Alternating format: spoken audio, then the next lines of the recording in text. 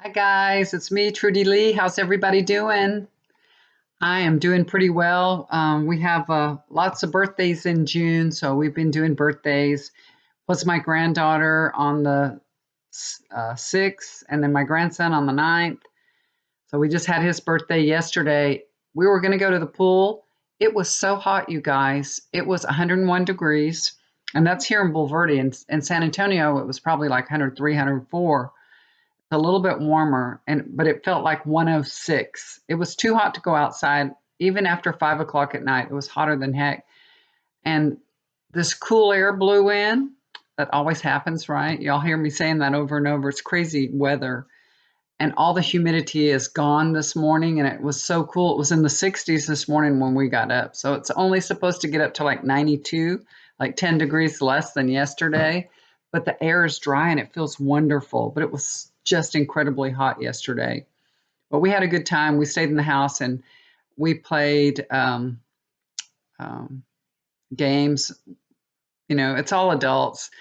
My poor grandsons, they're still social distancing, so they're not having friends over and anything. So he only had his family over for his birthday, which is good. He got good presents and all, but it wasn't that much fun for him. But we did play games and everything with them, so it was good. We played Pictionary, and it was fun. It was fun. We had a good time. We stayed there till after 11 o'clock at night, so we were having a good time.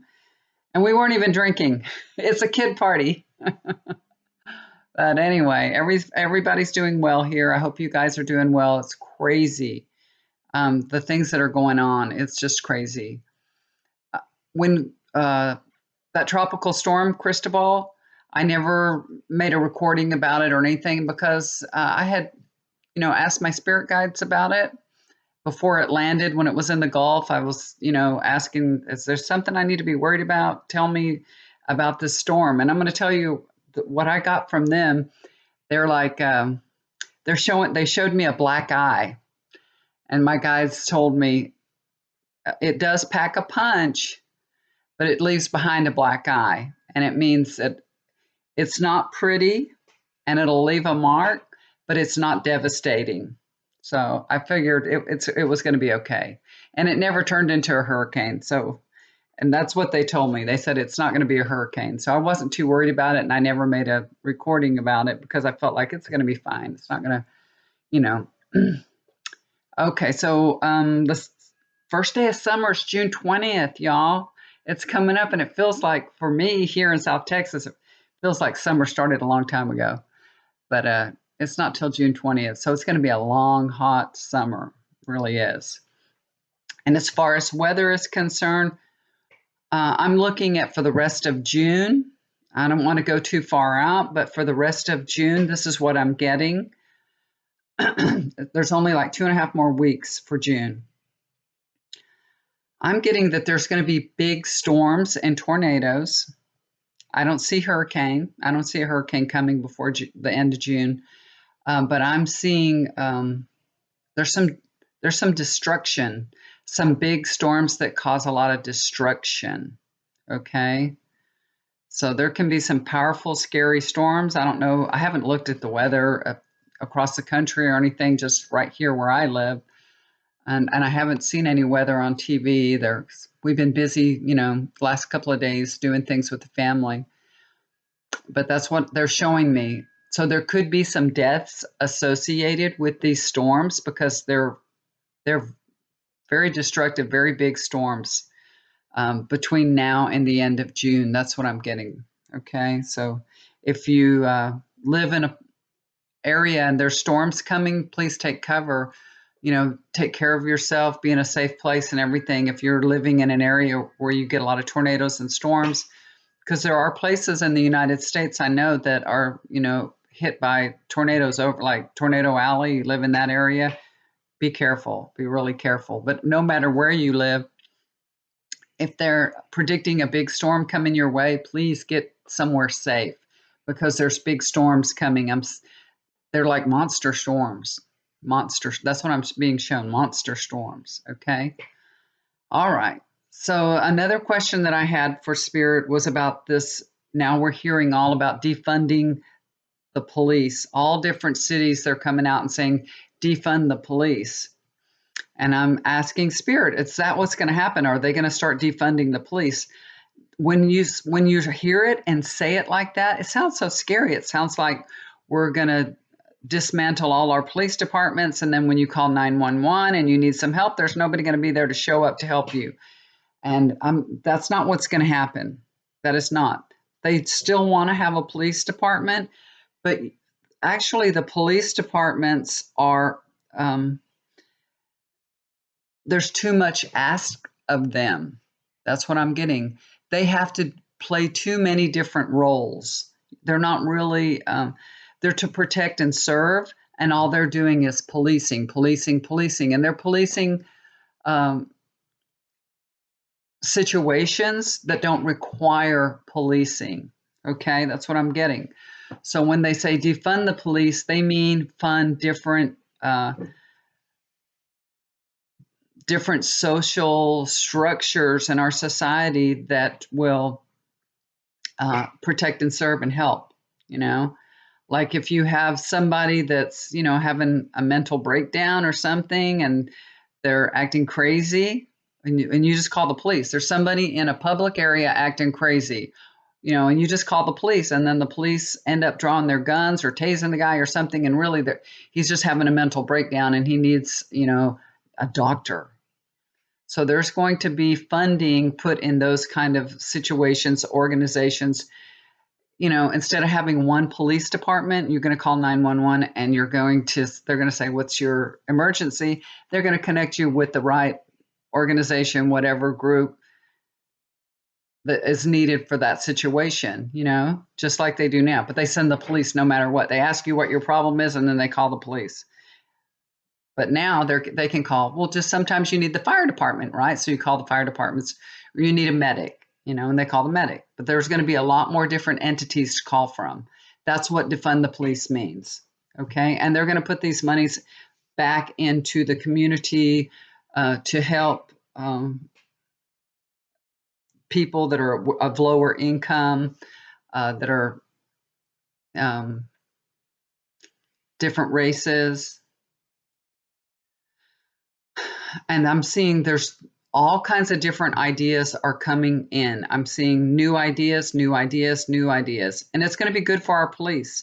Don't think it's going to hurt our police. It's going to be good for them. It's going to take the pressure off the police. It really is. They're not suited for all problems. Okay? That's what I'm being told. They're not suited for everything that they're called to resolve. And this way, it'll take the pressure off them. So when we say, there's a man, at my window with a gun or something like that, or, I need some help, the police will still be there. You'll call the right person for the right job, put it that way. So that's what I'm getting here with the defund the police. Lots of cities are going to start doing this. They're going to change things. Things are changing. It is going to change, you guys. It really will. Everything is changing. This is a crazy year. It's a crazy year. Everything is changing. This COVID-19 has changed everything. The way that city's police is changing. Everything's changing. But we only get things changed through difficulty and struggle. If we didn't go through these difficult times and struggles, we wouldn't change anything, That's how change comes about. Unfortunately, that's how we learn. Okay, so the next thing I want to take a look at is the stock market. It seems like no matter what, it's doing well. I don't know why. It'll go down, it'll go up, it'll go down, it'll go up. But this is what I'm seeing, okay? I'm seeing sharks circling the water, and their whole body is like coming out, like ready to bite. So it's sharks. I'm getting these are opportunists. There's entities out there that are they look at this as their opportunity to, I guess, invest in the stocks that are going way down. That's what I'm getting. So they keep the stock market looking good artificially because they keep buying up everything. These sharks are buying up everything, no matter as they go down, and the sharks buy it all up. So they're inflating. And this is going to continue to happen till the end of June. It's going to be the same thing. It's going to go down. The things get all bought up, they go back up. Okay, so this is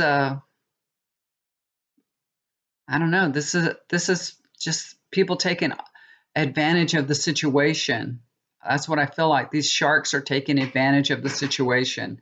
I think they actually like it. They do. They like it. So they're, I don't know, opportunists. That's all I can think. That's the only word I can think of is opportunist. Okay. So I feel like nothing's, we're not going to have a free fall in the stock market this June or anything like that. It'll still continue to be stable. And like I said, when the stocks do fall, it's just a chance for the opportunists to buy them all up. So I don't know who's doing all this investing, but probably somebody that we don't want to invest in our stock market. I don't know who it is. All right, so let's take a look at Trump. Okay, he's been doing a lot of tweeting, and if you watch his tweets, and I look at his tweets every day, a couple of times a day. I'm watching what he's saying and what he's doing. He's acting like he's all for the police. He's tweeting out that he's against defunding the police departments and everything. And I keep seeing those tweets, and he's retweeting it too. And what I'm picking up from police officers, how they're feeling and what they're thinking, this is what Spirit is showing me. They don't really want his help or his endorsement. They know that he's part of the problem and that he's inflaming the public. And they're just like, would just be quiet. Just be quiet. Just stop. Just stop. The more he's for, the police, the more people are against the police because there's so many people against Trump now. I mean, I just feel like he's going down and going down and going down. And anybody that, if you even look, any candidate that he puts forth, they're being defeated. So there's officers. I'm sure it's not every officer, but I'm picking up that as a consensus, there's many officers that wish he would just be quiet and not even say anything. Don't discuss it. Don't talk about it. Don't tweet about it. Okay. That's what I'm getting. And, also Trump has tweeted out about that 75-year-old man that was protesting and the police officers knocked him down. There was two of them. They kind of were involved in, I guess, they were both involved with it. I saw it. I watched it. It's horrible. I watched it right when it happened because I was on Twitter and they put it on right then. And I was showing it to my husband before it even was on the news or anything. I was like, oh my God, look what they did to this man. And he was bleeding and nobody was stopping to help him. Protect and serve. What the heck? That was so difficult to watch. That was so difficult. But this is what I'm seeing, okay? Remember, if you saw his tweet, Trump's tweet, he's saying that this was a provocateur, that he was a plant. You don't even know what that word means. Who the hell tells him to write this crap? I think he's much more simple. He's much more simple than that. He's got somebody there telling him, how to say things. A provocateur. Who even talks like that? Okay, so I'm taking a look at Martin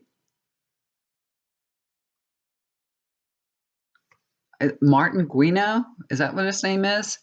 I'm taking a look at him, and I see that he's going to speak out. He will talk. He will speak. So I don't know if someone's going to interview him or he's just going to stand in front of a microphone and talk. But I see he's speaking, okay? And he has a halo around his head because I feel like he's very kind and very peaceful, okay? And we're going to see that. So he's going to speak out. about what happened. I think he's still in the hospital right now. I'm not sure, but I think he is. But he will talk. He will speak out. So there may be maybe somebody's going to do an interview with him or something like that. But we'll hear from him directly. Okay. And then the two officers that are charged with assault. This is funny because it is and it isn't funny. It's funny the way that I'm being shown this because they're trying to get the message across. These two guys, they are, they may have a change of heart when they get in front of the public, but they're showing me they drank the Kool-Aid. That's what they're saying. They drank the Kool-Aid. And I think they're Trump supporters. They're major Trump supporters. So they maybe went into this with an attitude. They already had that attitude, Instead of protect and serve, we're policing. That was their attitude. So they drank the Kool-Aid, but they're going to have very good attorneys on their side. That's what I'm seeing. They're really smart guys. They're gonna have, they're entitled to it. They're entitled to have good representation, and they are going to have very, very good representation. Did you see the report on who was that guy? The attorney that's representing the guy that actually killed Mr. Floyd. Did you see the attorney? I mean, that he is not a good representation to me of a good attorney. I watched that. Oh my gosh. And he was laughing during the interview with Chris Cuomo. Did y'all see that? I'm like, what is so funny? He kept laughing and everything. I'm like, what is wrong with you? This is such a serious thing that he's talking about. And he laughed through the whole interview. I'm like, oh man, I would not want you defending me, dude. Not at all. Anyway, get back to what I was talking about. They're going to claim this was an accident. They may not get into too much trouble about this. They may be able to get away with this, y'all, because number one, I don't even know who their attorneys are. Myself, I haven't seen it, but my guides are telling me they're wily. They're really smart. They're really good at what they do. The attorney, I don't know who it is, but it feels like they might help them, not get in so much trouble. They're going to say this was an accident. And remember that one of the officers kind of wanted to go help Mr. Guino, I think his name, Guino. They wanted to help him. He acted like he was going to help him. And then the other officer pushed him away. Like he said that, don't help him. Why would you tell somebody not to help? That was the hardest thing to see. I mean, okay, that was an accident. It was an accident. You pushed the guy and he stumbled back and he hit his head. Now, you might have wanted to push him away, but you didn't want him to hit his head and bleed out. You didn't want to kill him. You didn't want to, you just was pushing him away. We can all understand that, right? Get out of my face. Even though he is a servant of the people, he shouldn't act like that, but he did. But I'm sure he didn't mean to harm this man, but he did. He did because of his actions, because of what he did. He shouldn't have done it, and because he did do it, that's what happened. But I'm seeing that this guy is going to say, I intended to help him. I wanted to help him, but the other officer waved him off and didn't let him help. So they're going to say, this was an accident. We didn't mean this to happen. And the guy's going to say, I wanted to help him, but the other guy's going to say, he couldn't have helped him. He was bleeding, and there was a medic that could help him that was coming. So, that's what they're going to say. He didn't have the training or something. They have very smart attorneys, and they're just going to turn it all around. This guy couldn't help him because he didn't have the right training, and that's how they're going to get out of it. That's what I'm seeing. That's how they're going to get out of it. But myself, in my heart, I can't understand is how could you not have the compassion for another human being that's laying on the ground? Even if you couldn't stop the bleeding, if you're not trained to help medically, you could hold his hand and say, I called somebody to help you, they're coming. You know, you could hold his hand. You could say, help is on the way. That I don't understand. So I don't know how they'll be able to, I guess not being compassionate isn't a crime, maybe. So I feel like,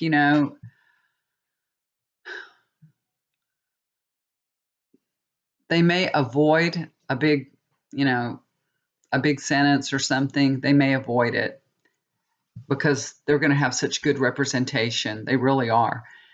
Um, but will they still be in a policing role? I'm getting that they may not want to do this. From their choice, the officer's choice, they may choose not to continue in that line of work. And I feel like it may be more than their choice than being fired. I know, you know, right now they're on leave or something. I don't feel like they've been fired, but I feel like they may leave because who wants to always look over their shoulder? They're going to have this hanging over their head. They're going to be watching them. There's so many factors that are going to go in. So I feel like they may leave this profession no matter what. After they go through this, they may, just leave. Okay, so that's what I'm seeing. I just feel like they're not going to be as much trouble as we all think they should be in, or expect them to get in. They will not pay as dearly as we think. Put it that way, okay? They're going to get out of trouble because of their attorney. Okay, let's take another look at Trump. His poll numbers will continue to go down this June. They're going down, and they will keep going down. And what I'm seeing what's having the most effect on his poll numbers. Of course, I myself as a person, just as a layperson, I look and say, well, his tweeting, he does it to himself. But I don't really think it's his tweeting. But I mean, that's what it looks like. It would look like to anybody. But what really, really has changed the Republicans' view and a lot of his base is because of the generals that have spoken out against him, General Kelly and Mattis. That I'm seeing boots, military boots, and it's so funny. It's like they're getting taller and taller and taller. The boots just keep getting taller and taller. So this has legs, it's got legs and it's growing, growing, growing, and it takes off. So I don't know if more generals are going to join them and speak out because, like I said, the military boots just get longer and longer and longer, and then it just takes off. So there could be more generals, more military people that are going to speak out against him, and it's just going to get worse. It's going to get worse, and it's going to drive his poll numbers down even further. Okay, so we may be hearing something before the end of June. We may hear more things coming out. Okay, this really affects him and people, registered Republicans. Put it that way. Okay, I don't know if his base cares about anything. It's really, really hard to get them. Although I have heard some people finally have had enough of him. I have heard some Republicans start to say they've had enough. So, women don't like him. That's what I'm being shown. Women do not like him. They do not. They've had enough. They're sick of him. They're just done with him. Completely done. Okay. Now I see a roof on top of Trump's head. The roof is coming down on Trump's head. Okay. And you think right now that Trump's tweets are crazy? You think they're crazy now? They're going to get crazier. I mean, they're going to get crazier. He's going to start tweeting out all kinds of stuff, you guys. He's just going to go crazy. That's what I'm seeing. I mean, and it'll be either super early in the morning or late at night, it's going to be, you're going to wake up and you're going to see all these tweets. He's going to go crazy because everything's coming down on him.